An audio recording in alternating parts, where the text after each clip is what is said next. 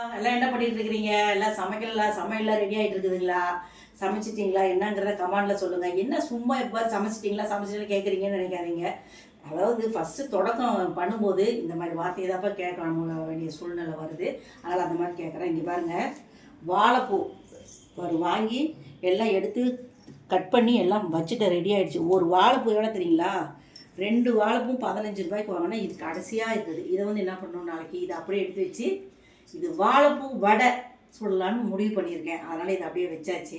இங்கே பாருங்கள், சேனக்கிழங்கு சரியான விலைப்பா. சேனக்கிழங்கு இது 24 ரூபா. இது 300 கிராம் தான் இருக்குது, 24 ரூபா. இது பத்தே மீன் மாதிரி போட்டு வறுத்தா சூப்பராக இருக்கும். இது நான் மசால் போட்டு தடவும் போது உங்களுக்கு ரெசிபி சொல்கிறேன். இன்றைக்கி அம்மா வீட்டில் பாருங்கள், முட்டை எடுத்து வச்சுருக்கேன். என்ன அம்மா முட்டையில் என்ன செய்ய போகிறாங்கங்கிறது தெரிஞ்சுருந்தால் கமெண்டில் சொல்லுங்கள். பருப்பு வேக ஊற வச்சுருக்கோம், கீரை எடுத்து வச்சுருக்கோம், பீன்ஸு கேரட்டு. அநேகமாக பீன்ஸு கேரட்டு இன்றைக்கில் இப்போ தான் வாங்கிட்டு வந்து வச்சுருக்கேன்.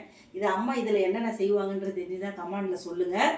மத்தியானம் உங்களை லஞ்ச் வீடியோவில் சந்திக்கலாம்ப்பா. ஓகேங்க, பாய்ங்க.